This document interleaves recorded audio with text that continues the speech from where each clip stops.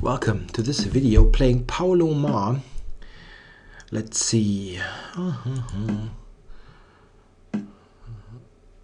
Paraguay. No, I wouldn't have guessed that one. Let's see. Yeah, I'm going to play a King's Indian, aiming for a complicated position.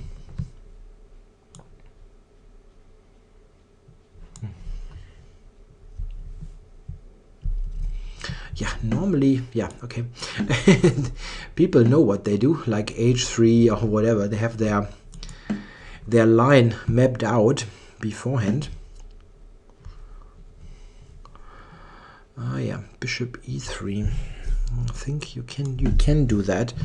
It's not necessary, but knight h5 is a possible move. Maybe bishop e2, yeah?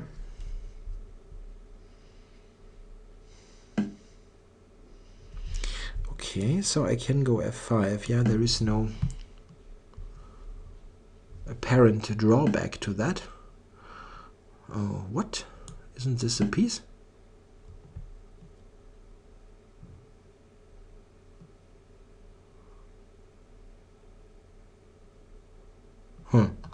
That's just a piece. A piece is a piece is a piece. Yeah. GF, EF, it still has no square. No, F5, I guess he had to take. White forfeits due to disconnection. Okay. Yeah, that was not really a long game. What can you do? Shall I upload that? I don't know. Well, this is a good setup against h3. Let's make a little theoretical overview about that. Here after d5, black has essentially two things at his disposal. He can play knight h5 immediately. Yeah, obviously angling for f5. Or you can start with knight a6. The move knight a6 is very often played nowadays in many King's Indian variations. It's a very flexible move that looks at those kind of squares, those squares, which might come in handy as a fight for the c3, e4 square, especially e4.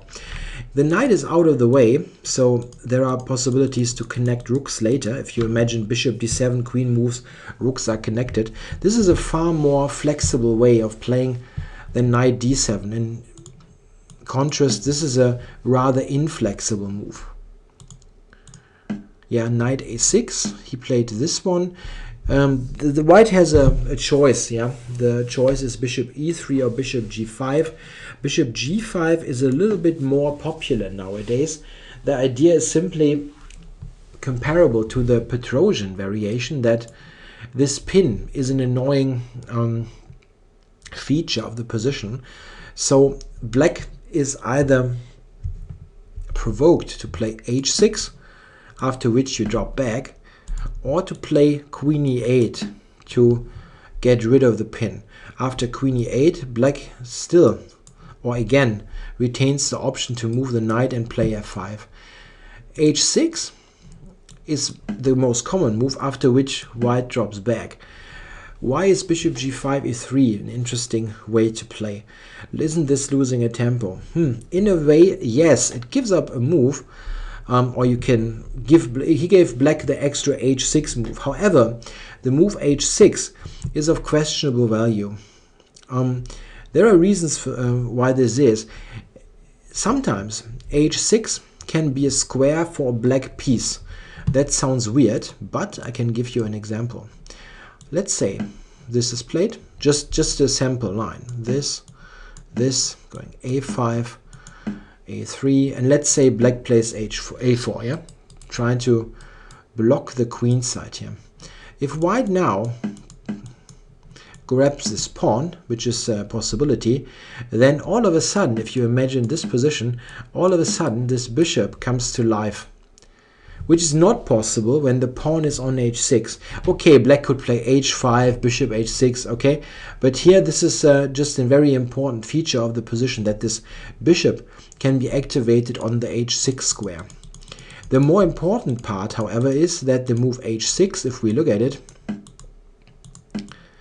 the move h6 weakens the g6 pawn or square.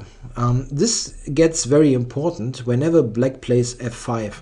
If we imagine, let's say black plays queen e8, knight back, knight here, this, and f5. And now we see that this is a weak square, a weak pawn also. This can be used. Sometimes even, this is maybe not an ideal way to play. Let's say this is happening, right? Like here, here, f5.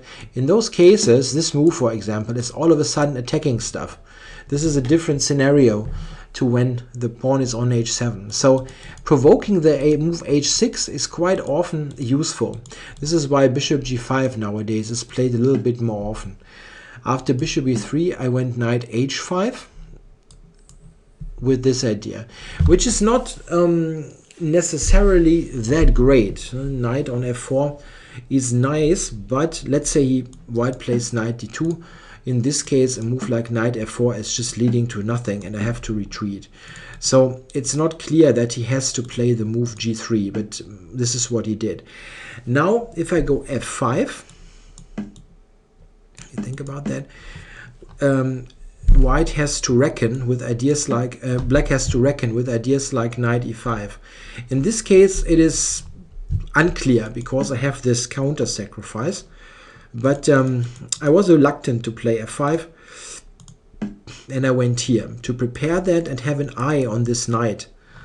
Yeah, and now he played knight d2 and f5. Yeah, and now he has to take on f5. There is really no alternative to that. Maybe there's some move, yeah, and not really. I mean, this is what he has to do. And here we see that queen e8 was a useful preparation for the f5 push. Yeah, now maybe this, knight back, and we go from here. Complicated position. We see that black has this mobile pawn center, but white has ideas to attack it, sometimes even with g4. Not immediately, this again blunders a piece, but it can be an idea later to play g4, dislodging the f5 pawn so that e4 becomes a square. Yeah, a very short game, but maybe you got some information about some King's Indian structures in the h3 line to make it a worthwhile video to watch. I hope you liked it. Thanks for watching.